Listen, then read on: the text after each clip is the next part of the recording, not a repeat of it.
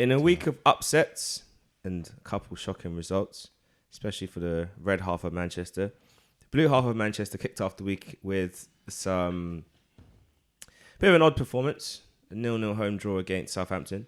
I'm going to start with you, Matthew. What did you think about that scoreline, especially considering not only their ambitions for the season, but the money they'd spent? Did you expect more from Manchester City? Oh, yeah.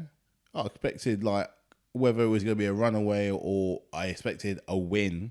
I didn't think Southampton were going to win, but I thought they were personally probably going to run away with it. But every time I kept checking Sky Sports, Twitter, BBC Sport, final score, everywhere was saying the same thing. BT Score Live. I was literally covering all my bases because it's like, it's got to come through at some point. Of all the games to not have a score, this was not the one I expected to be. Every single time, refresh. And eventually got the red little thing, the red squares on the Sky and BBC and everywhere. I'm like, oh my goodness, they actually done it. And all I can actually say, because I think we all predicted last time for them to Man City to win, pretty much home banker. But you kind of have to give them a huge amount of credit for holding back that very strong Man City team. Even if they do not have a striker, it's still a Man City team. So you have to give them a huge amount of plaudits for what they've done, defending so stubbornly to keep out all those players.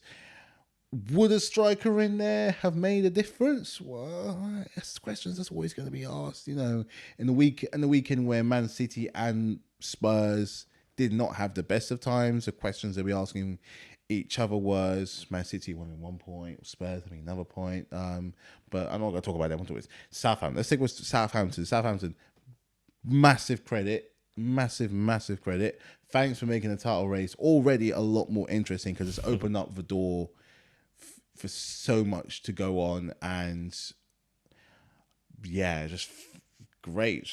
Just shows that if they can get a draw away at the Etihad, then hopefully we can do something against them at the Bridge come this weekend. So yeah, thank you, Southampton.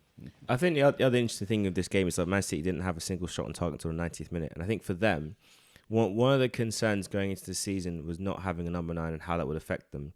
So for you, Craig, I guess looking at that statistic and I guess looking back on some of the the elements of their gameplay in that match, what would you say was do you feel like them not buying a striker is going to be a big concern as the season goes on? Yes. The reason why I said it because all the other teams have bought strikers, like Chelsea bought a striker, Man United bought a striker and Ronaldo. And I feel that as a top team, there's going to be games where you can win games without a striker. Or when it comes to certain games, you need a striker just to, like a fox in the box, just to grab onto any little tap-ins or anything like that. And I feel like City are lacking that. When they had Aguero was very good at tap-ins and scoring. You could score goals from 25 yards, or you can score, as he got older, he started scoring goals and more inside the box. And I feel like they're lacking that as well. Jesus is a good player, but he's no Aguero.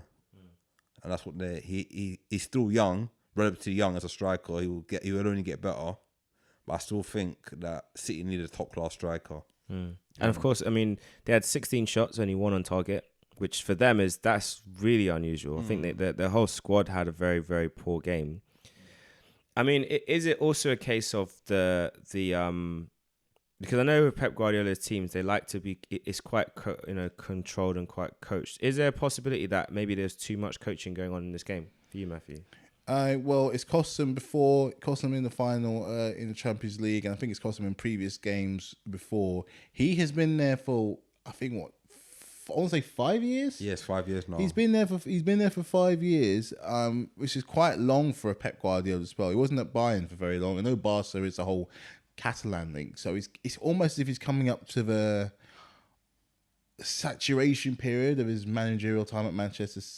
I'm not saying he's going to leave, but it's almost as if he's kind of running out of tricks, all right, and ideas, despite the quality of players that he has around him, and not having that striker is going to be could prove detrimental to him in the long run. I mean, if it only had Kane, if our other strikers available apart from Kane, I don't know, but it's like they don't know what he's doing. Like they're overcoaching, looking back and just scratching their heads. I mean, even with the quality players that he has, and like De Bruyne and Silva and Sterling and Mahrez, Ferran Torres, Rodri. I mean, and now Grealish addition to added as well. You wouldn't think they'd have any problems, but yeah, apparently they do. And he's just recently upset the fans as well for lack of attendance at one of their games. Is the saturation period starting? Is it beginning now? Very tiny signs with the overcoaching, the saturation, critiquing the fans. It could be coming to an end. Well, I know he's not renewing his contract. I know he's leaving at the end of his contract, which I believe is next season, his last season. Yeah. So, and I know with him, with the way he coaches, the way he does his football, it is quite intense anyway. So maybe it is a case of the story is now just coming to a natural conclusion. And this is just the kind of, the teething pains of transitioning out of being part of that club. But it's going to be interesting to see how that plays out throughout the season. Obviously for them, they have lofty ambitions. They still want to get the big hoops. Yeah. It's a Champions League. So we'll see if they can actually turn that around. Switching from the team that aspired to win the Champions League to the team that actually did. You guys had a good result at the weekend. What were your thoughts looking at the game, going into it, and of course, like with the outcome of how things went? You're always going to be nervous going into a London derby. I know they lost the previous weekend. I know we didn't do particularly well in their UEFA Conference League game, but it's still a North London derby, so he's always going to have that sense of apprehension of going in that it could go another way. I think as a fan, you naturally go through with that. I didn't expect a steamrolling, but I did expect some sort of a win. But I have to admit, the first half had me a little bit worried. They started off really, really well, and fortunately for us, the odds moments that they had, nothing much came for it. The one thing that did freak me out a little bit, despite the fact he's a good player, was seeing Kepa in goal. I was just like, this was not supposed to happen, but okay, I'll run with it. He had a good game. He kept a clean sheet, so he definitely had a good game. And I know he did a good thing from Son as well. I think we kind of weathered the storm a little bit, but it was just second half we came out flying, made that change from Mount to Kante, and it almost as if within 3 minutes we made the difference. Lovely header by Thiago Silva, another unexpected deflected goal by Kante, and another one by Rudiger. Lukaku didn't even score, but it just goes to show. I mean, none of our forward players scored really, but it just goes to show you that like we've never needed to have like this.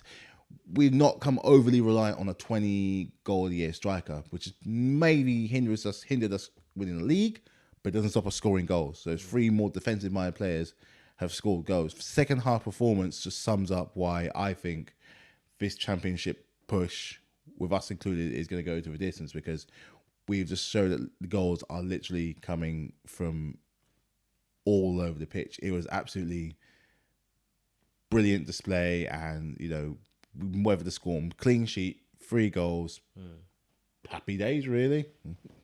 Yeah, I think what's interesting as well is like you and Liverpool are neck on neck in terms of goals. Actually, your results for all the games have been identical. Your goal difference is exactly the same, which it would be because it's identical results and stuff. So I think you guys are the 2 standouts right now for the title. So Man United are level on points of view 2. They just need to get their goal scoring up.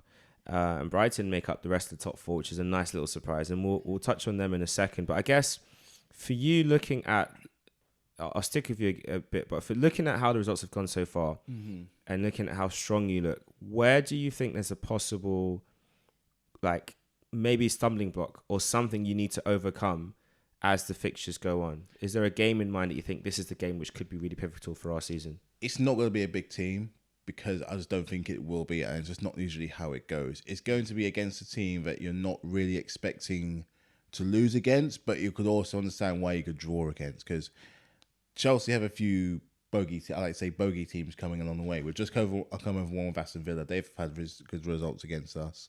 You've also got like Southampton. We didn't beat them last year, so that could be a potential stumbling block. I know we got Man City next, but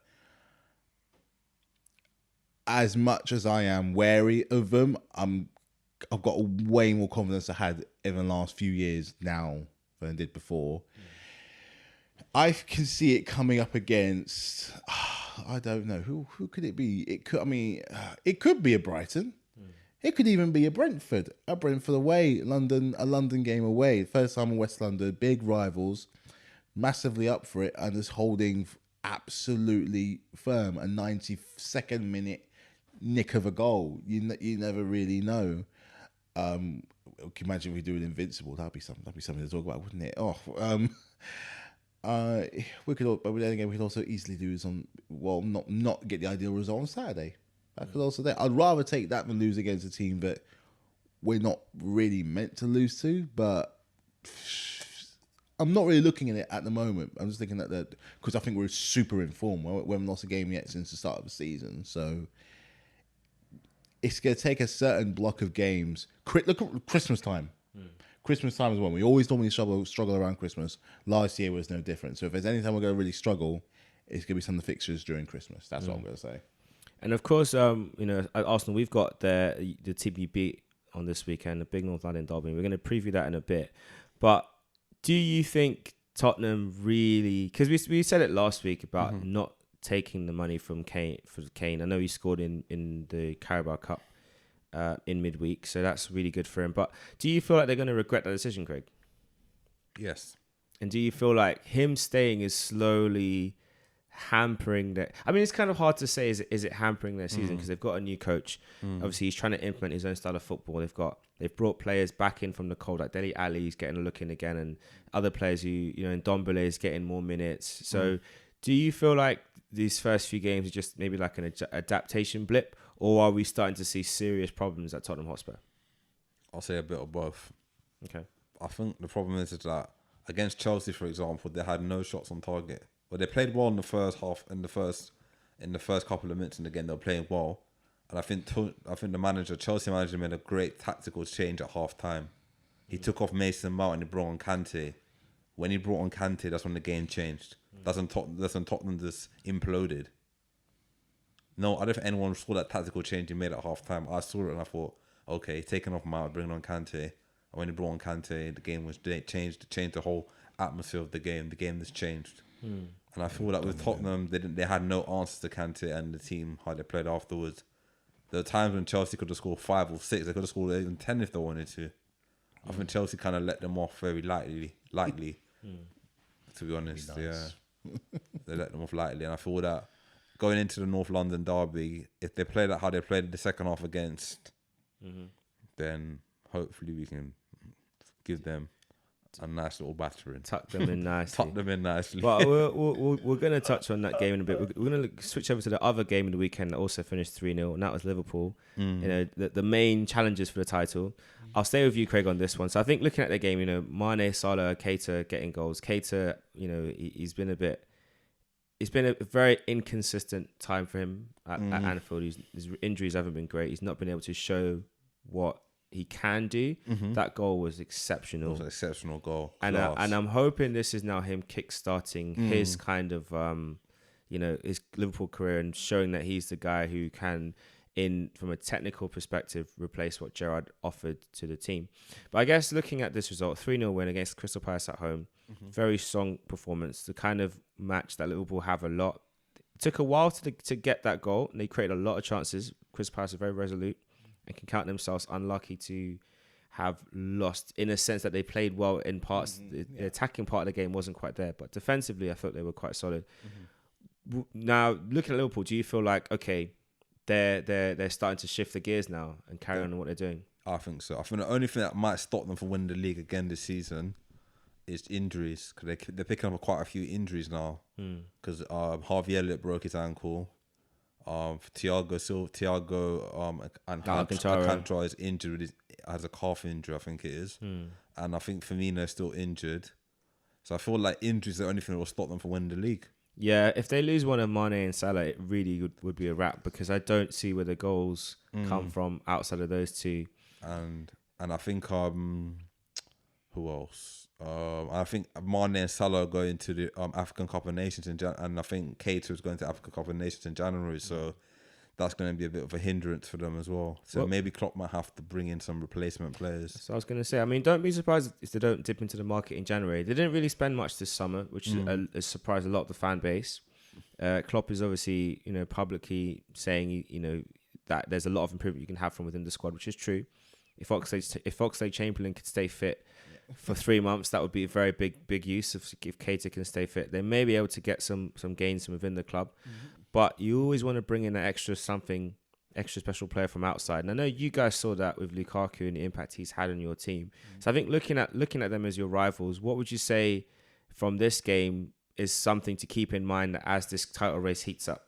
Well, they've got 2 Centurions in the space of a week. First Mo Salah and then now Sadio Mane. So, like we said before, whatever wobble Mane had looks like he's kind of on the up and looking like he's almost over it. I see some similarities in the way that they do have goals, the potential to have goals from literally not just the front three. It's just that their front three is just known for being like supremely deadly. Like I said, if Oxlade's fit, he can score a goal. Naby Keita, he's shown that he's got, I think, 2 of the goals I remember from him clearly. He scored more, but 2 of them have been absolute screamers. So he's got that in his locker. Jordan Henderson can come up with something.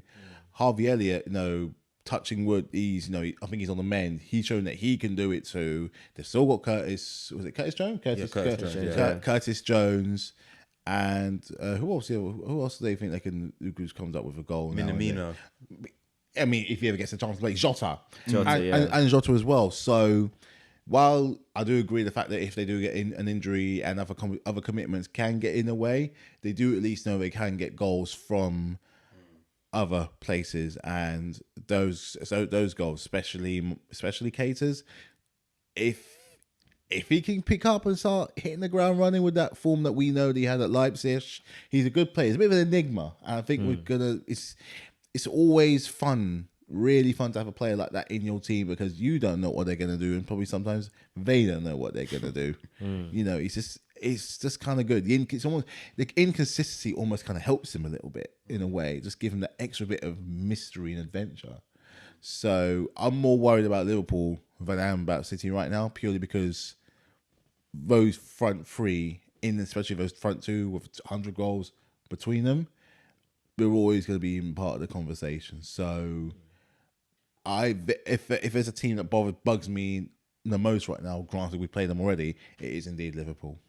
Yeah, they're going to be a tough outfit to beat. I think especially as the games go on, they have a good way of just ramping up their performances. And of course, the third team in this debate about the title or the race for the title is, of course, Manchester United. Had a very interesting week of results against West Ham. They did a great job beating them 2-1 in the league. We'll start off there. Ronaldo scores again.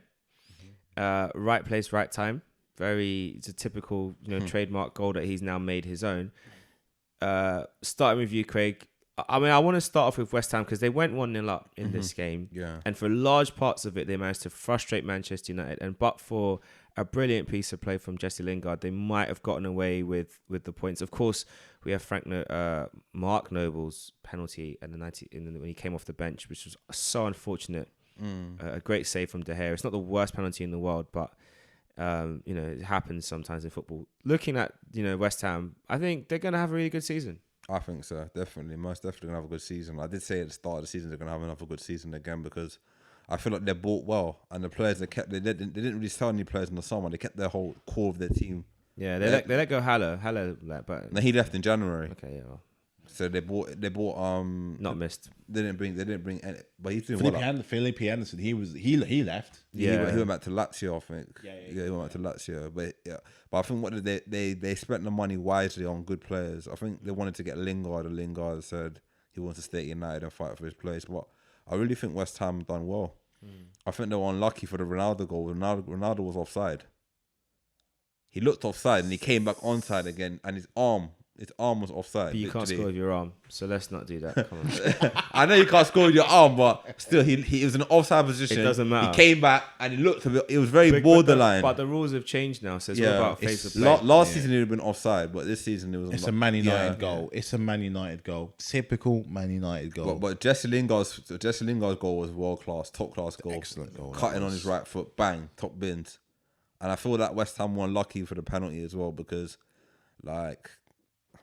Mark Noble has been very good at penalties from West Ham. He's been Mr. Reliable. I think it's his first penalty he's missed in a long time. And I think the reason why they brought him on to him to score the penalty, and I think he wasn't warmed up properly anyway.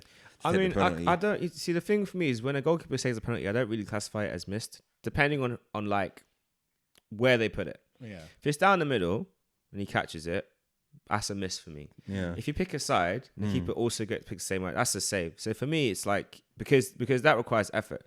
So he's picked a corner. He's gone right hand side, keeper's left, and he thought that should be enough. But the height, it's a saveable height, and it's a save from a goalkeeper who's done the research. So it's unlucky. And it happens, another day it would have been, captain. I mean, not even another day, literally, a couple of days ago in the Carabao Cup, they just showed that they can do the business against Man United, and I feel like that defeat to me is going to now add more pressure on Ole Gunnar Solskjaer, because that's another trophy opportunity that he's passed up. I think someone said that's now 18 trophies that he could have won at Man United that they've missed out on. 18. If you go every season, you get 4 to win. That's 18 that he's missed out on. How many years has he been at United now? Long enough to at least. I don't know. I feel like it's just now his 4th He season. He came mid-season 2019. So 2021, 20. So it's 2019 or 2018? 2019. I remember it clear as day because that was a game the year when they beat PSG with that fluky penalty. Oh, do you know why it's 18 trophies? Because they were in the Champions League. They got knocked out. They went to the Europa League and lost it. That's these people are their maths are crazy. I feel the problem is like with Oli, like he has to win something this season or he's gone. There can't be any more. Let's give him a chance. Because he's having so many chances now. I know when Sir Alex Ferguson first came to Man United and they struggled, they didn't win trophy for good. But the difference is once they won trophy, he was a winner before then. Yeah, he was proven. He was proven. Aberdeen. Yeah, he just needed time. That was it. And with Oli, I don't know how much better he's gonna get. The concerning thing is now you've got. You see, with having winners like Pogba in your squad, that creates pressure. And Ronaldo. Wait, let me get to him. You add Fernandes, who like you can tell playing for Man United is like a dream for him because the way he talks about it, the way he talks about the winning culture and all that kind of stuff, you can see he gets it. That's 2 powder kegs you've got in your squad, and now you add Ronaldo, the man whose training listen, his standards are so ridiculous. Like on his initiation weekend, obviously the players, they can all have dessert if they want to. He didn't eat dessert. No one had dessert. No one had dessert at all. They all just left it. He sets ridiculously high standards for himself. And so you have that in your dressing room. It's not easy. It's not going to be easy. So I guess for you, again, you've made that transition of having a player coach, a former player as manager, and moving them on when things aren't working out. What is it going to take for Man United to see that he really isn't the man? Or rather, what does Oli need to do to turn it around? So you can pick whichever one you want to answer from that question. He has this season. Because, like you said before, you got players like Pogba, you got players like Varane, you got players like Ronaldo. 3 decorated players, World Cup winners, Champions League winners, league winners, serial winners in this team. That's before I get to the rest of the squad. Before I even get to that, your Maguires, your Fernandes, who I think should be captain of Man United anyway. I think Fernandes. He was captain at Lisbon. I don't he was know. captain. He was captain. I agree with Matthew there. I think he should be captain. I feel like Maguire is doing a good job. He's doing a good job for all of us. Let's keep it as it is.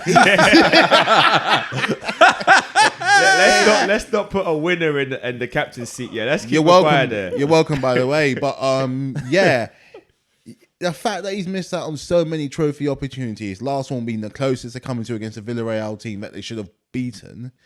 How much more does he need? How much more money does he need? I think he spent nearly $1 billion. He's almost got a whole new back line. He's got probably one of the world's greatest players in front and a World Cup winner in midfield who is stifled. What more do you want? I'll be honest. I feel like they needed a central midfielder. They do. More than a striker this summer because they have enough goals in their squad. So I feel like if I'm going to be a little bit kind, and I don't know why I want to be kind to him, if I'm going to give him a little bit of benefit of doubt, I think having a striker, a midfielder rather, that holding midfielder to start the playoff would change the outlook for them. I feel like they're going to come Definitely. very, very, very close. But I think that's going to be the key change point, because at the end of the day, no matter how well they attack, no matter how many goals they can score, when as good as your defense is, it's that transition. There's games they've played this season where they've struggled getting the ball forward because it's almost like McTominay hides on the pitch very well. Fred, they try well, but they're just not it. They're just not it. They're not it. Was in him, Matic. We bought Matic when he was already done. Matic hasn't got the legs anymore. Like, he tries. He does. Bless try. him, he tries, but you can see he ain't got the legs anymore. Nah, he left him at Chelsea. He plays like he's got a Zimmer frame on the pitch. That's why we sold him. Oh, he can't even move anymore. It's like shift. Oh, my legs. Shift. Oh, I mean, pop the ball. No, it's not popping it. I forgot he was still even there. I actually forgot he was actually still at United. But even with the midfield, the weak midfield, and he was still there. I was like, it just seems strange to me. But I see similarities between Pogba. I see similarities between Fernandes. So that's one problem. They need someone to do the dirty donkey work.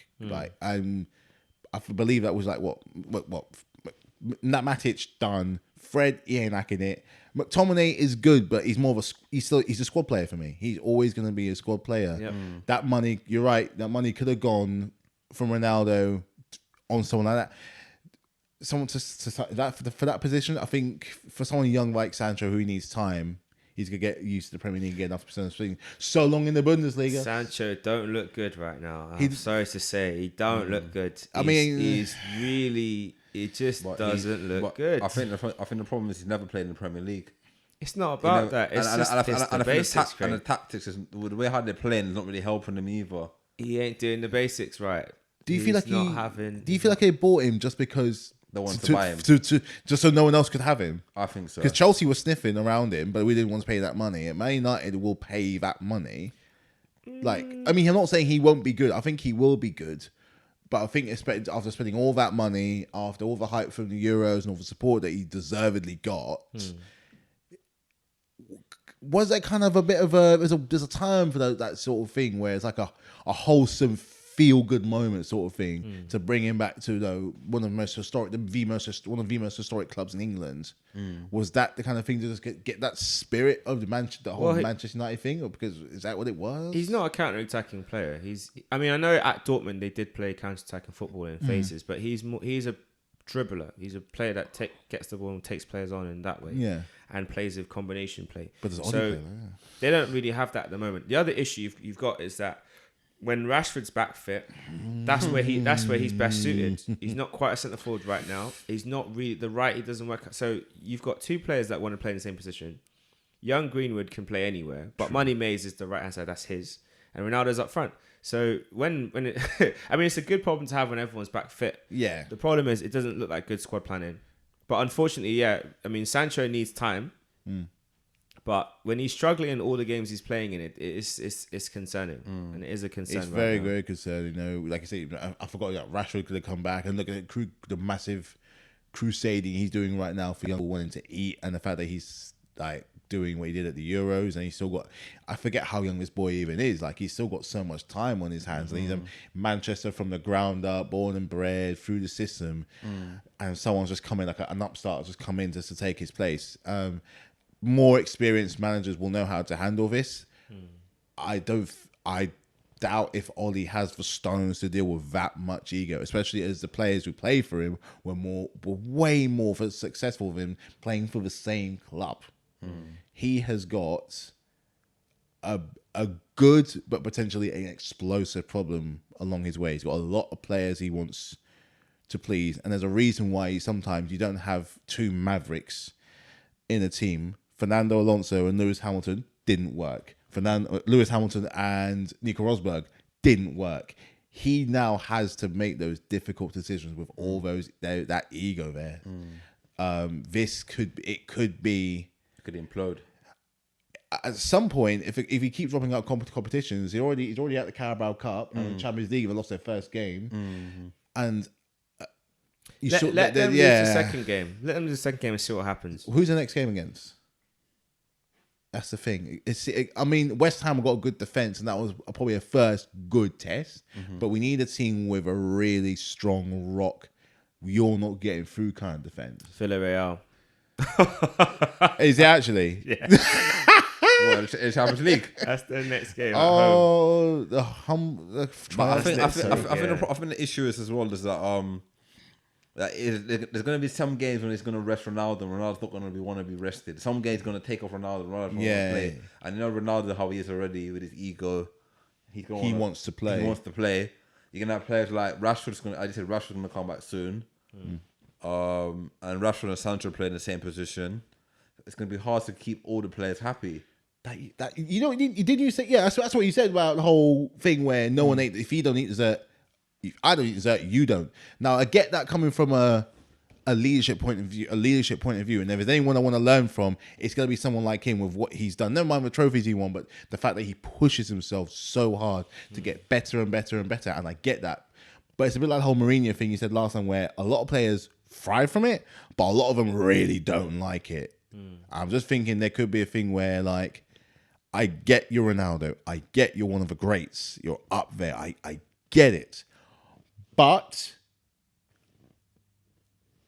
I don't like the fact you're coming in and doing this. Even for all that he has done, a lot of players are going to be like, okay, why? I think when that will probably start happening is when they have like set pieces and like when they start getting penalties and free kicks, and it's like, because now Fernandes is the main guy for both of those. What's going to happen going forward if we win the penalty? Is it going to be, will Fernandes still take the ball, or will he just look over and Cristiano will just look at him and say, do I have to ask? Thank you. But he does play for Portugal, and Ronaldo takes everything for Portugal, so. I know, but at the Man United, it's all Fernandes. So we'll see how they deal with it. Then we'll see how it goes. We could see a civil war. I mean, it'll be interesting. Rashford takes penalties as well, and Rashford. Oh wow! And free kicks. Rashford's good at free kicks as well. Rashford's good at free kicks. He's good at free kicks. Oh, what he's better than Ronaldo. What problem to have? But everyone likes to dream of Ronaldo just banging one in top corner. So the fans will want to see him try. But the players, he will want to try himself. Oh yeah. And then the stewards will be like, "Oh God, no!" he might knock out one of the stewards or something. Stewards like, really not again. Oh, this is gonna be this is actually proving to be a lot of fun. This is actually going to be so interesting. It's more than just a shirt seller. Is he there for a genuine challenge? I don't know. But it's going to be a civil war. I think he's definitely there for the challenge. You don't go back to your old club if you don't have an ambition to win. So I think he definitely does. He won, yeah.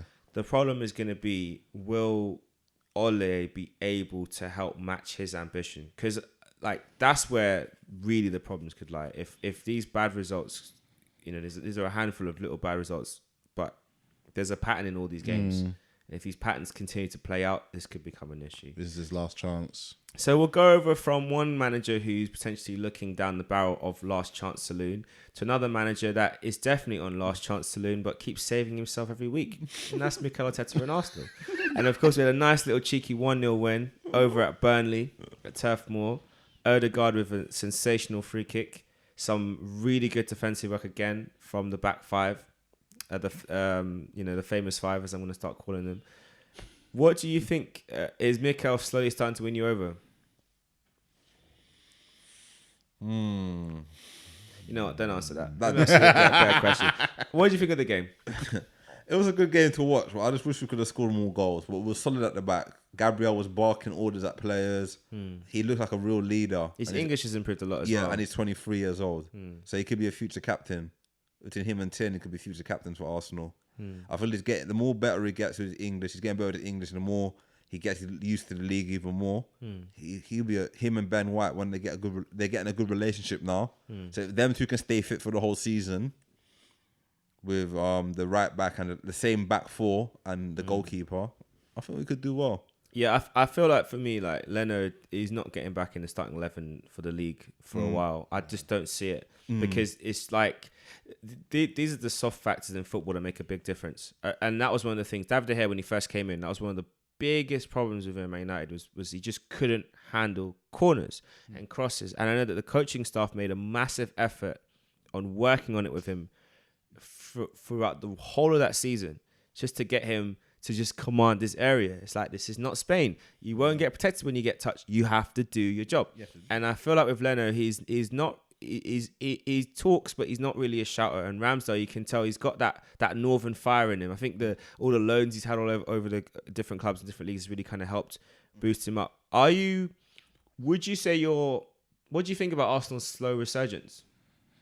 No, with all due respect, against the teams you were playing, likes of Norwich and Burnley, it was coming. Like, there were teams I expected you to beat. But when I take a little bit of a look, there are signs of improvement. Like, Ramsdale is looking at that spot is his, with that no-nonsense attitude that he has, which, if that with the northern voice, when it gets deep and loud, you're going to listen to it. Your defense, you've kind of had a decent defense when you play your right players, like your Gabriels, your Ben Whites, Tommy Asu's, and Kieran Tierney's. That the defense is good. Going forward was never your issue. I still think there's kind of a bit of a hole in midfield, Definitely filling with a Basuma shaped hole. I'm just saying. But you're definitely looking a lot more not solid, but together from the first 3 games. You're definitely looking a lot more together. Your thing will be now is when the harder tests do come. Like this weekend, the North London derby, when everyone's always up for it, and the challenge, just the pride is at stake. It's going to be very interesting to see how your team copes with that little bit more of a challenge, because you will be facing better players. But you're definitely turning a corner. There's work still to be done with your guys. Still work to be done with, maybe with the tactics, and definitely with who needs to be in your team, who doesn't need to be in your team anymore. But the corner slightly, but you're getting there. You're slowly climbing up the mountain. So, I think, but we'll see after the North London derby just to see where you're really at. Yeah, I think the North London derby is going to be the big test, because looking at the fixtures we had anyway, it was always a 4-game run, and that will be game 3 of the 4. No, I don't count the cups. Okay, so the game 3 of the run. Norwich, the cup Burnley, games is the cup games. I mean, although you could give the cup games, you could say the cup games. So 4, technically 5 if you count midweek. So, but for me, this is the one. Where if you really want to show that you've properly turned the corner, I think there needs to be a performance. There needs to be more goals. In this game in particular, I know Burnley did their usual. The grass is a bit long. It was dry, so some of our attacking play was really good. Just the final pass wasn't quite right. So clearly, he's got a lot of things working. I still think it's too overcoached. It's too rehearsed. It's too dependent on patterns, and there's not enough individuality in that players being able to just be spontaneous and kind of do their combinations. So that's going to be the big thing. Obviously, Spurs are in a bit of a weird downturn. They had a win in midweek, but something's a bit wrong there. We beat them, we'll be level on points. Our goal difference is atrocious, so we might need to score 3 or 4 to really start to look interesting. But it doesn't take much to turn around your fortunes. But the big question is going to be, will it all come together? The massive benefit this season is having no European football, so we've got all the time in the week to kind of focus on it. If you're going into this game the weekend against Spurs, what would you do? How would you set the team up? Be solid at the back and go all out attack and just go for goals. What would be your starting 11? In goal, it'd have to be Ramsdale. The same back 4. Okay. Ramsdale, the right back. Tommy Asu, Ben White, Gabriel, and Tierney. If Tierney's fit. Okay. Midfield. Xhaka's back available. No, I won't play him. Sorry, that was quick. Sorry, I won't play him. No, he can't. He's been out for a couple. He had COVID. He's been out for a couple of games, and I think this is a high-paced game, and you don't want him to make a bad challenge, and he gets red carded again. So I'll play players with more legs and more movement. Okay. So I'll play Partey and maybe Maitland-Niles, and then play. In number 10, I'll play Odegaard. Okay. On the right, Saka. Okay. On the left, Pepe, or Saka, Pepe, right or left. And up front, I'll play Aubameyang. Smith on the bench. Yeah. Or now you gotta pick your team. No. Wait, Lacazette. I might play Aubameyang on the left and play Lacazette up front, because Lacazette's got a good record against Tottenham. He always scores against them. The bench is a great place to come off. Well, I'll keep the team that I said anyway. I'll keep Aubameyang up top, Pepe on the right, and Saka on the left, and the team I said, yeah. Okay. So for you, Matthew, looking at that game in particular, what do you think Arsenal needs to do to make it 3 league wins on the bounce and 5 wins in a row? Go for it. Go for it.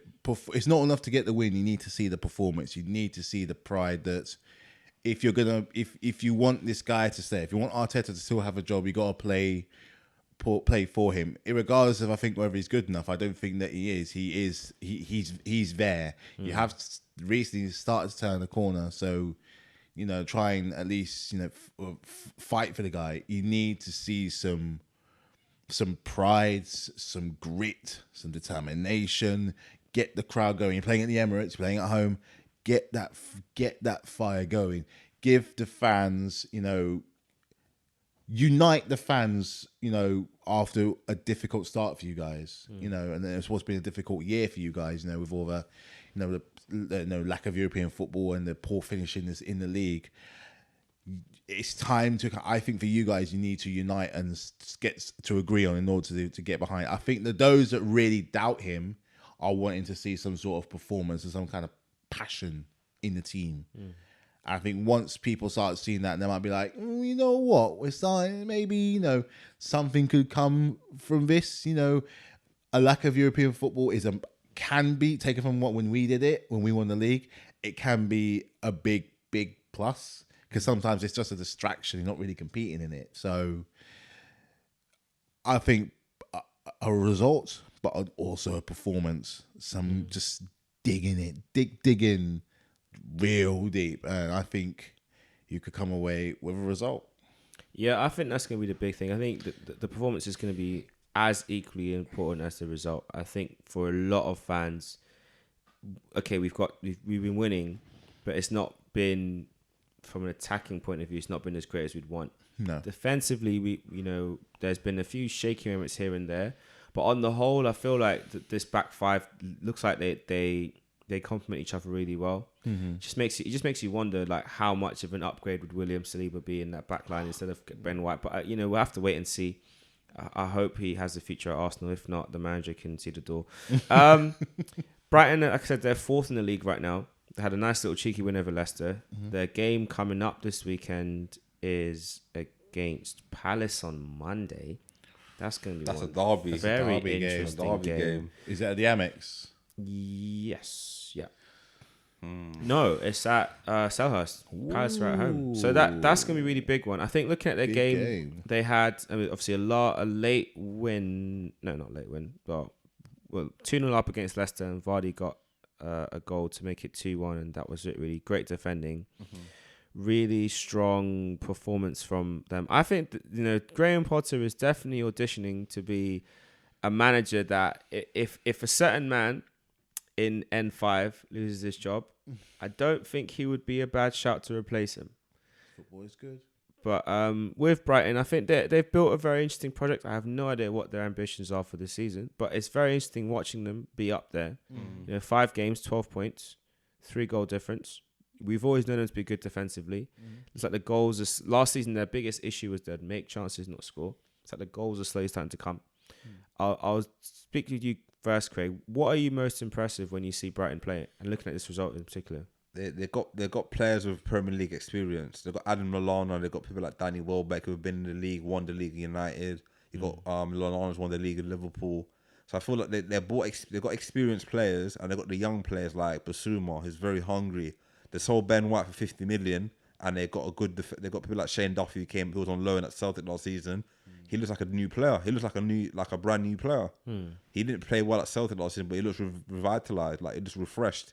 They've got players like Lewis Dunk alongside him, and Dan Burn as well, the big tall defender. He looks decent, and they've got a good team. They've got Tarek Lamptey just come back from injury.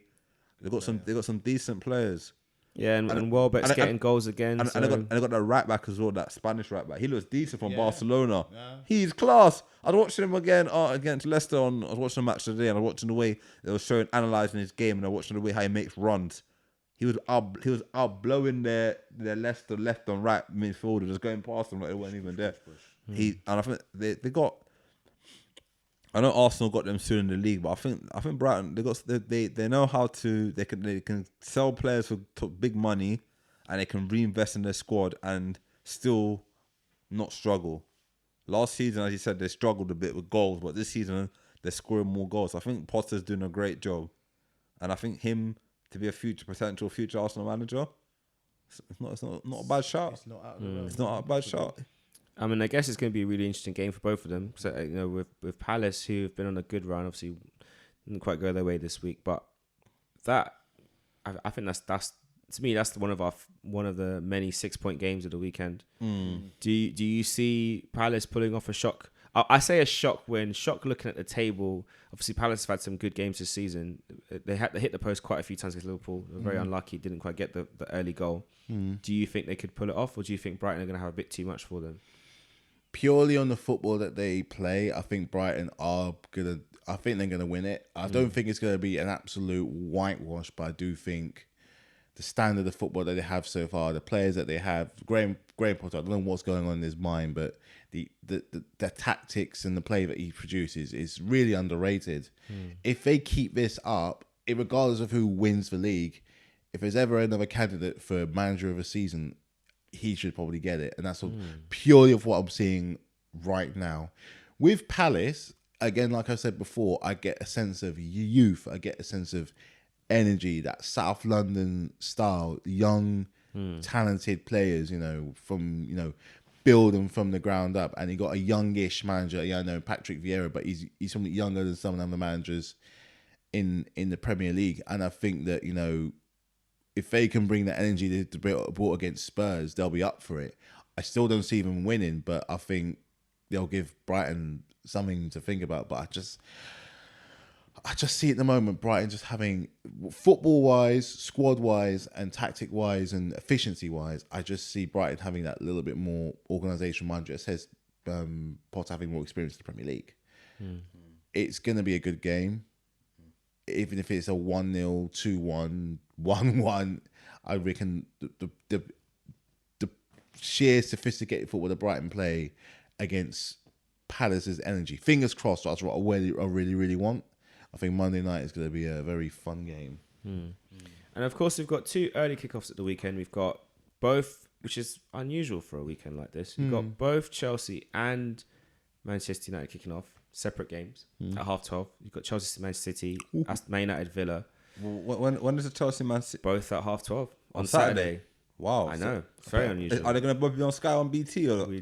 I think ours is on BT. I think ours is on BT. Yeah. Okay, but either way, it's very unusual to have two big teams together on the weekend like that with early kickoffs. Man United will be hoping to kind of get back to winning ways obviously they won in the league, but from overall, because they lost in midweek against Aston Villa. It's going to be very interesting. But I guess for your game, to start off with that, this could set the cat amongst the pigeons, because Brentford Liverpool is the last game of the day at 5:30. So they will know whatever happens. And potentially, if you draw and Man United draw, they could start to build a gap.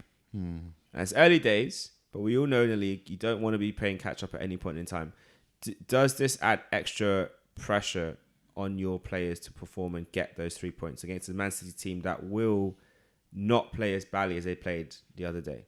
It does. It really, really does. This is another one of those big tests coming up towards the end of September.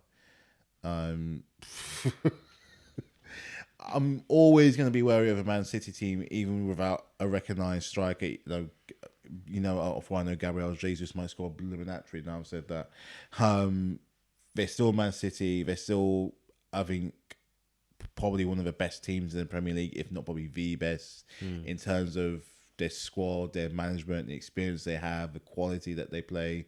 Because City, they're very, very measured. They're very, very calm, and they'll play you down and break you down and find a way. The Champions League final was one of the most annoying games because you just know they will find some kind of way. So I'm not going to go into this game. I'm not going to be naive and say I'm going to this game, we're going to go ahead and smash them, because that might not be the case. What I'm not expecting is a loss. I think we're good enough to get a result from them, even if it's a draw, a 0-0 draw, 1-1, 2-2. I think our squad is probably the strongest it's been for the past 5 or 6 years. You know, with a proper recognised striker, 2 recognised backup strikers, 2 recognised backup goalkeepers, array of defence in midfield. I think, you know, we're finally level on level, team on team. We're able to compete with them head on. Like, almost to the point where there's not really a lot to kind of pull us apart. You know, they will always have the thing where they go ahead and score all these goals, but we'll always have a really strong defense. It's like we've met in the middle for this clash. So while I would love to, I'm always going to believe my team will win. I don't think it's going to be a walk away, but at bare minimum, I'm expecting a draw. At bare minimum, and that's all I'm going to take. That's interesting. What are you expecting from that big game, Craig? Well, Chelsea's got Man City's number from the Champions League final and the league last season. But That's true. But you never know. Football's a very strange game. Where sometimes the people, I'll say Chelsea go into the game as favourites, but I feel Man City, if they play better than how they played against Southampton last week, it could be a very interesting game. As Matthew said, I think it could be a draw. A draw would be good for both teams because you don't want, and neither team wants. Man City can't afford to lose because if they lose, it'll be the second game of loss of the season, and if Chelsea lose, it'll be their first game. And they said if Liverpool are playing against Brentford and Liverpool beat Brentford, then Liverpool will be head of the pack. Well, you never know. I mean, it could be funny. You could both draw and Liverpool could lose. Anything could happen. That's what I'm saying. Because it's in an ideal world. You never know. But yeah, it's gonna be very, very interesting to see what happens in those games. Do you know what? Before, let's switch up a little bit. So obviously, you've had quite a lot of games, so a lot of performances. With 5 games into the league season so far, who's been your standout player in the league this season so far? I'll start with you, Matthew. Standout players so far. Well, even though he didn't play the last game or so, Antonio was a flash because of his record-breaking goal exploits. Yves Bissouma, just because of the level of the standard that he has playing at Brighton. Lately, Ivan Toney. Yeah. Ivan Toney of late is starting to kind of relish the Premier League challenge. He's really, really rising and standing up to, you know, what's expected. And even though he might not be necessarily scoring all the goals, he is leading in that kind of team spirit sort of thing and bringing them from the front. He's not skipper. He's not captain, is he? No. He's not a captain, but you can tell the pride that he has from a championship, getting, you know, that record-breaking goals he scored in the championship. He might not necessarily get it here, but he's gonna dig deep and he's gonna fight. And you've seen now that I think they've only lost 1 game. They had a great win against Wolves, and he was a big integral part of that actually. Who else? Do I dare say Lukaku as well? Do I dare say Lukaku? He's come back, hit the ground running like he never left the Premier League. He's more complete player than he's more complete. Had time to grow from his time for Man United and then into now at Chelsea, taking it by storm, taking charge. You know, making us that much more of a threat. Do I stick with someone like Lukaku? Always like to have 5 because I think 5's a good round. So I got Lukaku. I said Toney. I said Bissouma. Said Antonio. And I said Antonio. I want to have one more kind of. I can't pick just one because it's really. I think it's. The start's been really, really impressive from a lot of certain players. One more player who I think's kind of started off really well. I don't know. I really don't know. I've only got 4 at the moment. Well, I'll let you have a think and see if let me have a think. Let me get that up. 5th one. Yeah. Craig, who would you say has been your player or players of the season so far? Mason Greenwood. Money Mays. Money May, yeah. The impact he's had this season, the way he's played so well. He's scoring goals, he's getting confident. He'll be England regular. Watch the space. He will be. He'll be England regular. Definitely. And I think the next person was Harvey Elliott. He was playing so well for Liverpool before he got his injury. He was in the first team. Certain senior players who were played he was ahead of certain players who were regular starters. That's true. Definitely benched Keita. He benched Henderson as well. Well, Henderson's fitness, but yeah. Okay. He definitely benched the Ox. Yeah. Yeah, definitely. So I think says a lot. I think hopefully he comes back from his injury stronger. Wish him all the best. All good. Who else has been good? Rafinha for Leeds. He's been decent, yeah. He stepped up his game from last season. Obviously, he's coming to a new league and all that. He looks decent. I like him. And who else do I like as well? I like the new right back at Arsenal. He looks decent. Tomiyasu. I think he looks very good. And the new centre mid we got as well, Lokonga. he looks all right. Yeah. I think once he gets more experience and understands the league, him and have a good partnership, he looks all right. And who else can I think of has done well this season? Who else? That right back who plays for Brighton. Spanish, I think he's Spanish. I can't remember his name. Spanish right back. He's decent. I watched him last week and I watched the way how he plays. He's very forward thinking, but he's very good defensively as well. If the ball's going back, he'll make the right runs. He's very pacey. He's very aware. He makes a good pass. He brings that energy in that team. He's decent. And I'll say who else? One more player. I have to say with Matthews or Lukaku. Because everyone, when he was at England, when he was at United, his final season at United, everyone writ him off, said he's not good enough. I think Ole Gunnar Solskjaer said he's not good enough for my team, and just ditched him to Italy. He went to Italy. Conte, you have to give him credit where credit's due. Got the best out of him. He got leaner, put him on a strict diet, and he's come back and he's coming to be a beast. He reminds me, the closest thing he reminds me to is Didier Drogba when Didier Drogba's first spell at Chelsea, when he was just bullying defenders, bullying players. And I think Lukaku, touch wood, he doesn't get injured, but he'll be a massive impact for Chelsea this season. I'm going to pick 3. 2 strikers and a defender, because I think goals are very important. And being able to stop them are also equally important. Actually, no, I'm going to go 4. So my 4 players are, first up, like you said, Ivan Toney. Very impressive how he's taken to the league. I think he's definitely a player who, I think he has the mentality to be up there come the end of the season in terms of the goal running shout. Whether he will, it's early days, but I think he has the mindset to be up there. So we'll see if he gets, I think he's definitely going to comfortably get 10 plus goals. I think he might get close to 20, but we'll see.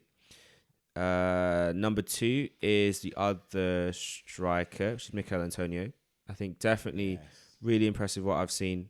His sending off was unfortunate because I feel like if he was available for that Man United game, they might have had 2 for 2 wins in this week. So he's my second choice. And Antonio Rudiger is my third pick. I think he is really kind of, since he got put back into the team by Thomas Tuchel, he's just been a different player. He's upped his game. He is just play every week. He seems to be adding more and more to his game in terms of like his leadership, his aggressiveness on the ball, his speed. I think that's a quality people don't really realize how quick he is, but his leadership is really shining through. Sign a new contract, mate. Yeah, Please do, please. If he keeps on playing like this, please do. he needs to. And my last pick is going to be £100 million Wonder Boy, Jack Grealish. I think to make that move, there was always a lot of expectation on his shoulders to not only make the move but actually justify the price tag. That's been something that's really kind of caught my eye. And I'm really glad that he's playing well over at Man City, and you know he's not only scoring goals, he's making goals. He's got his Champions League goal a couple weeks ago. You know, he scored on his debut in the league, so he's really doing what needs to be done to kind of prove that price tag really well. So I think it's going to be a very interesting weekend of games. I'm definitely looking forward to seeing what happens, especially for Friday. Yes, and then I can really have a bit of a stressful time on Sunday rather. I'm looking forward to seeing how Saturday's fixtures go. And then be stressed out on Sunday as we have our last game. And then, of course, look forward to Monday Night Football with Palace and Brighton. I think we'll leave it at that. I guess, you know, the final thoughts will be... Because I feel like as the season kind of carries on and we look at the 4 teams that we're expecting to be challenging for the title, so Chelsea, Liverpool, United and City, Grealish, Salah, Ronaldo, Lukaku, who's going to have a bigger impact this season of the 4 for their teams? Ronaldo and Lukaku. You have to pick one. So of those 4, who's going to be the one that's going to be like the one that reigns supreme? Because I feel like whichever one it is, it's highly likely their team wins the league. I'll say Lukaku, injury free. If there's no injuries in Lukaku. Ronaldo obviously is getting older now, so I feel like after a while, you think he'll catch up? It'll catch up with him. It's not like in Italy, the league is less in England it's very like you have loads of matches. In Italy they have a winter break. England will have a winter break. No, we do. We're not having a winter break this season, are we? Oh, do we? No, we don't have a winter break. Well, the World We do Cup have winter break. next year World Cup is in winter, so maybe that might have something to do We with do have that. winter break. We've had it the last couple of seasons. It's a couple of Winter break? weeks. It doesn't feel like much, but You mean we the- we have 2 weeks off. It doesn't feel like much for 2 weeks. Okay. but Is we the have 2 weeks. international break you're talking about in November? No, there's one in December. We have like a couple of weeks off in December. Probably do. Be nice. It doesn't feel like it. Like I said, doesn't. it's Well, like a blur. we'll see. Ronaldo's 36 years old. Lukaku's 28. So I think age will come. Age will be a factor. Grealish is the youngest. And Grealish is 12. Grealish is 25. 25. So you're backing Lukaku to have a bigger season. Yeah. Okay, Matthew. I'm going to do something different here. I'm going to do it in an order. So in top, I do think, not to be biased, I do think with that last piece of the puzzle, I do think Lukaku is going to have a massive impact. No disrespect to Timo Werner. I think his work is different. He's more of a, like a winger as opposed to a striker. I think that transition from the Bundesliga has been difficult. And now we've got Lukaku, who has played in the Premier League. If he stays fit, he's already scoring goals and providing to the team with that, that sense of, Lukaku might get there. I think he could have a really big impact for push for the title. Second place, I've just had a bit of a rethink. I'm going to put Salah a second. With that Centurion goal he got the other week, I think has put a lot of doubters, as if he had doubters in the first place, I put a lot of doubters in their place and still shows what a class player he truly is. And that when he had that 1 or 2 season where he was an absolute animal. And with the team fully returning, with Van Dijk coming back, Gomez coming back, players signing contracts, they are going to be, like I said before, they are going to be the team that I'm going to be watching with a very, very close eye. The Liverpool are going to be dangerous. Absolutely dangerous. This is where it gets tricky. I'm going to put Ronaldo as number 3 because he is pretty much the complete article right now being at Manchester United. He's come back a more experienced. He's coming back a man. He's coming back the man back to his club, where it's almost already he's not even the captain, but he's setting the tone with the whole dessert things, which I do find quite bizarre when people do that. But with the dessert thing, he didn't tell them to. He just chose not to eat it, and everyone followed him. So which says a lot about his character and how they respect him. It does, and how they see him in the light. They kind of they do really look up to him. I do think, but with a lot of players have that kind of mindset of winning and leadership, I do think it could be a problem because you got too many players in there like that, and it can. There's a reason why you don't have forward chefs in the kitchen. True. They have forward. They got Gordon Ramsay. They got Marco Pierre White. They've got Jamie Oliver, and they got Ainsley Harriott in one kitchen. Someone's gonna get burnt. With Grealish, and it's not his fault. I just think that missing hole of that certified 25 to 30 goal striker could hold them back. Not him, but the team back.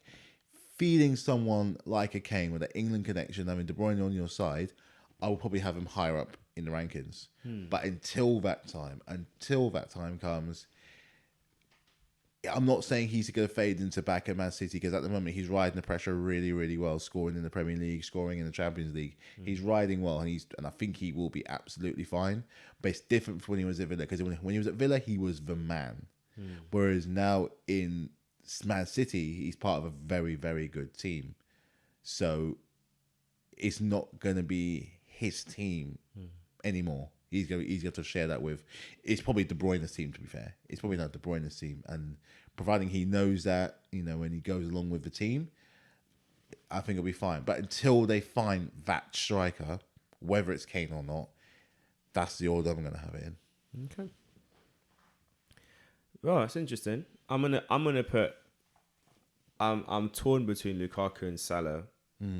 I just have a feeling that Salah's gonna have another one of those crazy seasons. He could do. So I'm gonna put Salah as my number 1. I'm gonna have Lukaku 2, Ronaldo 3, Grealish 4. But I'm happy to be surprised. I'm happy to be surprised by either Lukaku or Ronaldo. I think one of those two could, because Ronaldo's got it in him. He does. He could carry them to the title, and it would annoy all of us. But then that's the game. It really would. It would annoy us because I could imagine it comes down to the last 2 weeks of the season, and out of nowhere, Ronaldo just bags a hat trick. Out of nowhere, he just bags a hat trick, and everyone's like, "Oh, that's ridiculously bad." Great, not again. And that's what that's what it needs. I mean, wouldn't it be ironic if this season goes down to goal difference? That'd be sick. Because it could. That's It really could. And that's what makes the league title table right now so interesting, is the fact that it's so close between all these four clubs. I know the other, obviously they're not all in the top four right now. Man City slipped out of it, but they're not that far off. No, it's still in there. So yeah, This is in there. I finally got my 5th player after thinking. I finally got it. I'm thinking deep. Sorry that I just the moment came. Okay, it's not a player. I've been impressed by this player before, but I think it's a potential to get better. It's a wild card. It's a hot take. I'm gonna say Saint Maximin. oh, He's a baller. I love him, man. I'm gonna say Saint Maximin. I had to have a think. I had to have a real think, and he's no disrespect. He's not been at Newcastle for very long. A bigger club with bigger ambitions will pick him up, but he is the diamond in the rough in that team. I agree with you, but at the same time, he suits them like a T. He does. Because it's like, you know what? It reminds me of when you had like a Tissier at Southampton back in the day. You need to have those players in Like those a maverick. clubs. Yeah. That, not just a maverick, but a player that he excites the fans every time he gets the ball. It doesn't matter what happens at the end of it. It's Just like happy to have it. he reminds me. Or David Ginola. That's what Or he reminds me Ginola, of. yeah. But he reminds me of Neymar when he was first. I mean, no, Neymar still does it now, but he gets hacked to pieces. But when Neymar first burst on the scene, Yes. and he just got the ball, and it's just like you don't know what he's going to do next. The buzz. But you just wanted to see him play, and we need to have more players like that in football. Football's become too safe, and I like players that are exciting. just. It reminds me. Actually, no, it reminds me a lot of the Zaha Balassi. Yeah. My what gosh, a man, time. they were They were competing terrorizing- against each other. Yeah, I Listen. was undefeated. Who can do the most street football skills on a football pitch in 90 minutes? Those two are ridiculous. But that's the vibe it gives you. Like you just want to like I would want to go to Newcastle to watch them play, watch him play. to see him. He's such a good player. His dribbling is crazy, and he's And he's always wearing designer brands as well on his head. Yeah. Like, Hey, the man, Gucci, Gucci band, let's he's go. He's balling out like. See, Newcastle now, he can't get relegated now because he doesn't deserve to get relegated. Please, just 17th. I'm not asking for much. Last game of the season, they played a team and just battered them. Like, Yeah, Steve Bruce, sort it out, please. We Steve can't lose. Bruce, We can't lose man, come Newcastle. on. and get Joe Willett to start scoring goals, please. Yeah, I mean, come Willock, St. Maximan, Gale, is it Joe Linton, Almiron, Wilson. And they got Ryan John Fraser, Shelby's a good player. John Joe Shelby. We've got They got good players. They've got defender. okay players, but they need something. they needed investment. They didn't get it. So They need to invest. the question is, are these guys going to be able to get the goals they need to get? Because when they had Benitez, as we said last week, he was very good at getting. It's interesting because whenever they lost the game, I never felt like he was worried about them being relegated because he knew the games he had to win, and it's almost like he played in like not that he deliberately set up his teams a certain way, like obviously if you can lose a game, you lose a game, but when it was time to win, they won. They turn up. And you were not going to score against them. It didn't. They would put their whole kitchen sink, the bus, and their grandmother back there. No one getting through. No one's getting through. And that's what's missing right now. But yeah, Saint Maximin definitely is one of those players to watch. I think Just he's, came on my mind just then. super exciting. And we'll see how he does this weekend. They have a tricky game. Well, not a tricky game. I think it's a big 6-point game against Watford away from home. I think they'll win that. So Watford are very inconsistent. I feel like they might be going back down again, but we'll see. And hopefully he can do the business for them. Yeah. He played up front last weekend. He scored a good goal. Good goal against Leeds. Yeah, very good yeah. goal. Yeah. Just one of those Hazard-esque. Yeah. Very good goal. He can play anywhere across that front three. He can play up front, wide left, wide right. Just stay in the Premier League. You just stay in the league. And if you want a new challenge, Come to Arsenal. Exactly. Come to the carpet. We'll give you Pepe. You can take Pepe. We can have him. We'll give you more than Gucci headbands. You'll be wearing gold shoes, man. We don't mind. Like, just give us some excitement again. And ignore the manager. Don't worry about him. Just play your game. Play your game. All right. I think we'll call it a day for today. Looking forward to the weekend's games. And we'll be back with another one soon. Peace. Peace.